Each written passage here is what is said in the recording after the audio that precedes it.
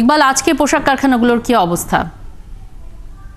আজকে গাজীপুরের প্রায় সব পোশাক কারখানায় খোলা রয়েছে, অন্যান্য কলকারখানাও খোলা রয়েছে। পোশাক কারখানার যে দাবিগুলি ছিল শ্রমিকদের, বিশেষ করে হাজিরা বোনাস বাড়ানো, তাদের ছুটি এবং অন্যান্য যেই সকল কারখানায় বেতন ভাতা বকেয়া ছিল সেগুলি পরিশোধ, অর্থাৎ সামগ্রিকভাবে তাদের যে দাবি দেওয়া ছিল সেগুলি মালিক পক্ষ মেনে নেওয়ায় শ্রমিকরা বেশ খুশি। তারা সকাল থেকে আমরা দেখেছি দলে দলে শিল্প এলাকায় যে কারখানা টঙ্গী, সোনাবাড়ি, কাশিমপুর, কালিয়াকৈর, শ্রীপুর এবং গোটা নগর এবং জেলা জুড়ে যে বিভিন্ন জায়গায় কলকারখানা ছিটে ছিটে ছড়িয়ে ছিটে রয়েছে, সব কারখানার শ্রমিকরা দলে দলে যে কাজে যোগ দিয়েছেন এবং পুরো দমে উৎপাদন কার্যক্রম চলছে। মালিক পক্ষ বলছেন যে তারা আর বিশৃঙ্খলা চান না, তাদের অনেক ক্ষতি হয়ে গেছে এবং তারা বিগত দিনগুলিতে আন্দোলনের কারণে এবং এরও আগে সরকার বিরোধী আন্দোলনের কারণে যেই ক্ষতির সম্মুখীন হয়েছে এটা পুষিয়ে নিতে তাদের দেরি হবে। সেজন্য তারা শ্রমিকদের প্রতি আহ্বান জানিয়েছেন তারা যেন অতিরিক্ত সময় কাজ করেন।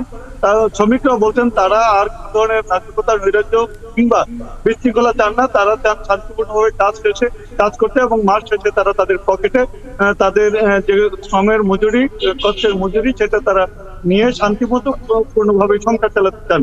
আর শিল্প এলাকা যাতে কোনো বিশৃঙ্খলা না হয় সেই কারণে অতিরিক্ত শিল্প পুলিশের পাশাপাশি মেট্রোপলিটন পুলিশ মোতায়েন রয়েছে। একইভাবে সেনাবাহিনীর সদস্যরা টহল দিচ্ছেন, বিজেপি সদস্যরাও রয়েছেন। অর্থাৎ যৌথ বাহিনীর যে অভিযান কিছুদিন ধরে রয়েছে, তাদের তৎপরতা রয়েছে। সেই অভিযানে আমরা দেখেছি যে প্রায় 25 জন শ্রমিক বিভিন্ন এলাকা থেকে গত কয়েকদিনে গ্রেফতার হয়েছেন। এই সার্বিক পরিস্থিতিতে এখন উৎপাদন কার্য স্বাভাবিক রয়েছে এবং এই উৎপাদন কার্য স্বাভাবিকের চেয়েও তারা চান, মালিক পক্ষ চান আরো বাড়াতে, কেননা তাদের যে ক্ষতি হয়েছে সেটা পুষিয়ে নিতে আরো অতিরিক্ত সময় কাজ করতে হবে এবং এই কাজের জন্য তারা অতিরিক্ত কাজের জন্য শ্রমিকদেরকে মজুরি দিতেও চান। তারা চাচ্ছেন যে এই পোশাক কারখানা টিকে থাকুক। অনেক ধন্যবাদ। সঙ্গেই থাকবেন আমাদের সাথে ইকবাল আহমেদ সরকার, গাজীপুরের পোশাক কারখানাগুলোর আজকের পরিস্থিতির খবর নিয়ে যুক্ত ছিলেন।